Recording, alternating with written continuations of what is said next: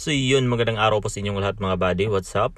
So, kumusta po kayong lahat dyan? Shoutout sa ating mga solid na supporter mga buddy. Sa video ito mga buddy, meron akong bahagi sa inyo isang part ng ating engine starter motor mga buddy, yung tinatawag natin na overcrank protection circuit or yung tinatawag natin na thermostat ng ating starter motor.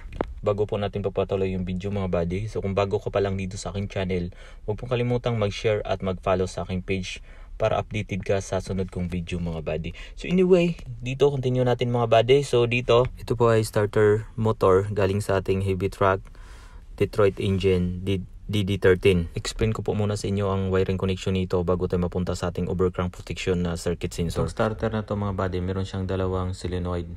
Itong maliit at saka itong isang malaki. So bale, ito yung starter motor. Ito yung maliit na solenoid relay switch. So ito yung solenoid starter stud. Bali dito nakakabit yung ating battery cable at saka sa ating alternator cable. So mula dito, mapansin nyo ba di may wire? Papunta yan dito, signal. Ito yung input ng ating maliit na solenoid relay switch. Ayan o, input yan. Tapos meron siyang isang wire, ito yung ground. Yan, dyan din nakakonect din yan po yan sa ating maliit na solenoid. Papunta dito sa ating starter solenoid na malaki. Ground side yan mga buddy. Tapos pababa po sa ating ground stud sa ating starter motor. So positive wire, papunta sa ating maliit na solenoid switch mga buddy. Input at ito yung output ng positive mga buddy. Input, tapos output, positive.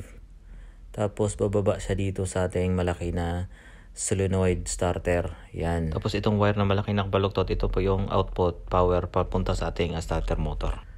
At itong isang terminal mga buddy sa ating solenoid relay na maliit, positive signal po ito buddy, galing sa ating ignition key or galing sa ating SPDT relay or positive signal galing sa ating ECM or engine control module.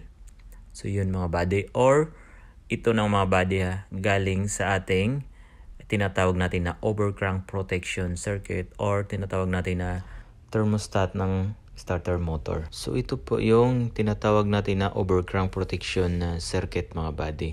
So ito yung nag-monitor ng init or temperature sa ating starter motor. Safety po ito mga buddy para sa ating starter para hindi masunog. So yung minsan yung hard start yung makina natin, crank tayo ng crank tapos mag-iinit yung starter hanggang masunog mga buddy. So kaya merong ganito. Example mga buddy, yung temperature nito na nakaset up ay 40 degrees Celsius lang. Ngayon kapag maramdaman niya na lumagpas na yung temperatura sa 40 degrees Celsius, ikakat niya yung signal na positive papunta dito sa ating solenoid starter release switch na maliit.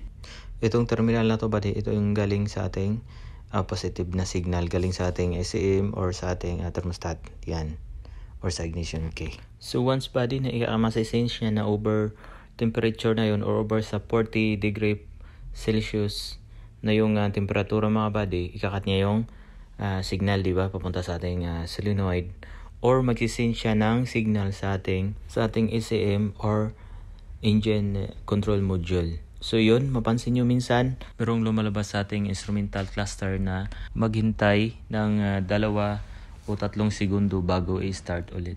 So yun lang mga buddy, sana'y may napulot kayo na kunting kaalaman at kita-kita po sa sunod kong video.